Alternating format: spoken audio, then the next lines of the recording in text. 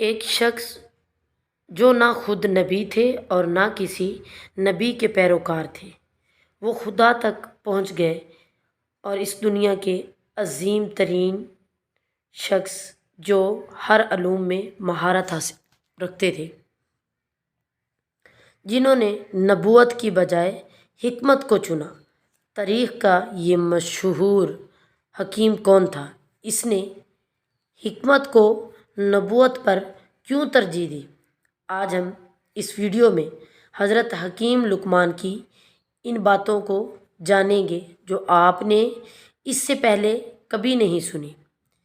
3 شخص ایسے ہیں جن کا ذکر ان کے نام کے ساتھ قرآن مجید میں آیا ہے، جو نبی نہیں تھے: حضرت لقمان، حضرت طالوت اور حضرت ذوالقرنین۔ ان میں سب سے بلند درجہ حکیم لقمان کو حاصل ہے، اس لیے ایک مکمل سورہ قرآن میں سورۃ لقمان حضرت لقمان کے نام سے ہے۔ اس سورت کا دوسرا رکوع حضرت لقمان کی نصیحتوں پر مشتمل ہے۔ آپ کی نصیحتیں اللہ کو اتنی پسند آئی کہ اللہ نے انہیں قرآن مجید کی آیتوں میں اتار دیا۔ حضرت لقمان نے فرمایا: اے میرے بیٹے، اللہ کے ساتھ عبادت میں دوسروں کو شریک مت کرنا۔ بے شک اللہ کے ساتھ دوسروں کو شریک کرنا گناہ عظیم ہے۔ اے میرے پیارے بیٹے، چاہے کوئی عمل رائے کے دانے کے برابر ہو، کسی چٹان میں یا کسی آسمان میں کسی بھی جگہ چھپا ہو، اللہ اسے تمہارے سامنے لے آئے گا۔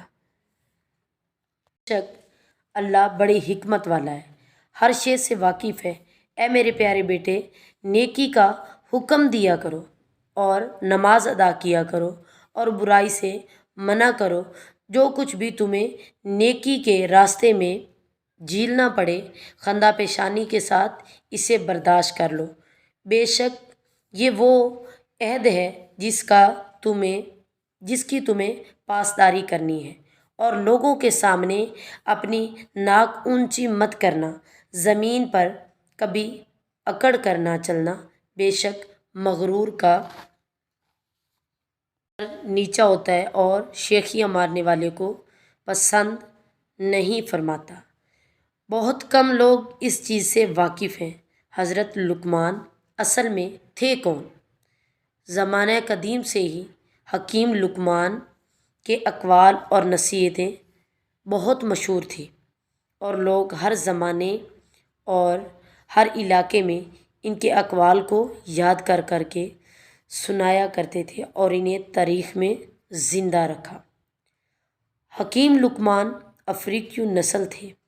ان کا تعلق سویڈن سے تھا۔ ایک روایت کے مطابق وہ ابراہیم کے چچا کی اولاد میں سے تھے اور حضرت ایوب علیہ السلام بھانجے یا خالہ زاد بھائی تھے۔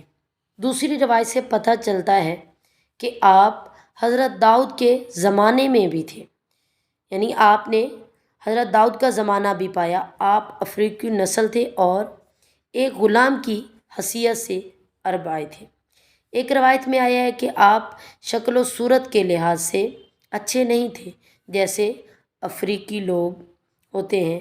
آپ سیاہ رنگ اور چھوٹے قد کے تھے، لیکن آپ حکمت اور دانا کی وجہ سے، یعنی آپ کی حکمت اور دانائی کے سمندر تھے۔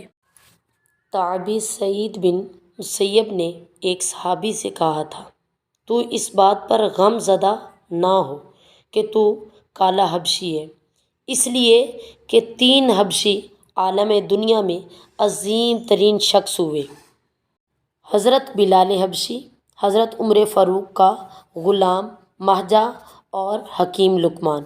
روایتوں کے مطابق حضرت لقمان نے حضرت داؤد کا زمانہ پایا تھا اور بنی اسرائیل میں قاضی بھی رہے۔ آپ کا زمانہ 3000 قبل مسیح کا ہے۔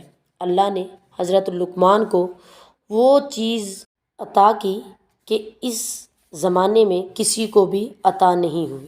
اللہ نے انہیں 100 انسانوں کے برابر عقل عطا فرمایا تھا۔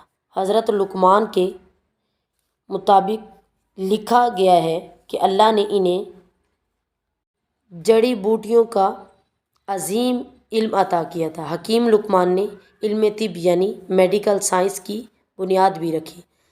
حکیم لقمان اپنے ارد گرد مظاہر کا مطالعہ کرتے رہتے تھے، جانوروں اور پودوں کو دیکھ کر اللہ کے قوانین کا مشاہدہ کرتے اور اس چیز تک عقلی رسائی کی کوشش کرتے کہ ان تمام تخلیقات کی بنیاد کیا ہے، کے مقصد کا خیال رکھتے۔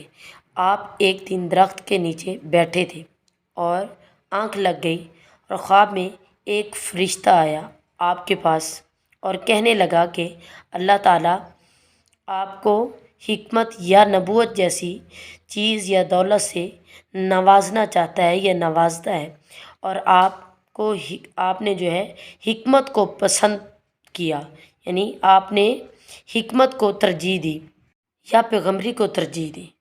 تو حضرت لقمان نے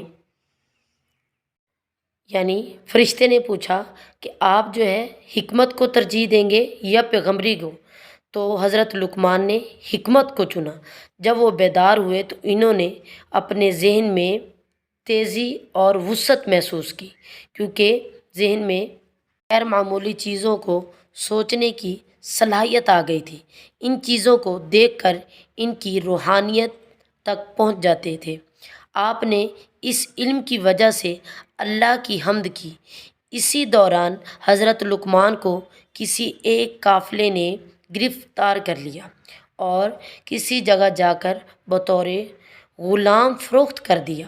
حضرت لقمان بنی حساس کے قبیلہ کے غلام تھے۔ بنی حساس مصر کا ایک اعلیٰ قبیلہ تھا۔ وہ شفقت والے لوگ تھے اور نہایت ہی رحم دل تھے، چنانچہ پورے قافلے والے بھی آپ کو غلام کی نظر سے دیکھتے تھے اور اب پورے قبیلے والے بھی آپ کو غلام کی نظر سے دیکھتے تھے، لیکن حکیم لقمان کو عزت کی نگاہ سے بھی دیکھتے تھے۔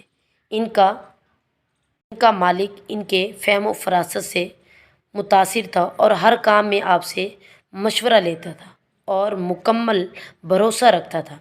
اس طرح ان کی دانائی اور فلسفی باتیں پورے عرب میں مشہور ہو گئی۔ لوگ دور دور سے اس حکیم سے ملنے آتے اور طب اور نصیحت کی باتیں سیکھتے۔ ایک دفعہ حضرت لقمان سے سوال کیا گیا کہ آپ نے نبوت کی بجائے حکمت کو کیوں اختیار کیا؟ تو جواب دیا کہ اگر اللہ مجھے نبی بنا دیتا تو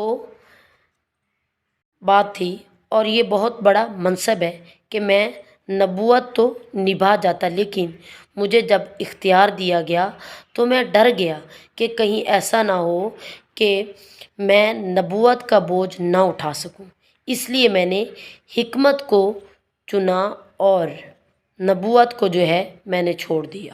روایتوں کے مطابق آپ نے 1000 سال عمر پائی، یعنی بہت سارے علاقے کا سفر بھی کیا اور 4000 پیغمبروں کی خدمت کا شرف حاصل کیا۔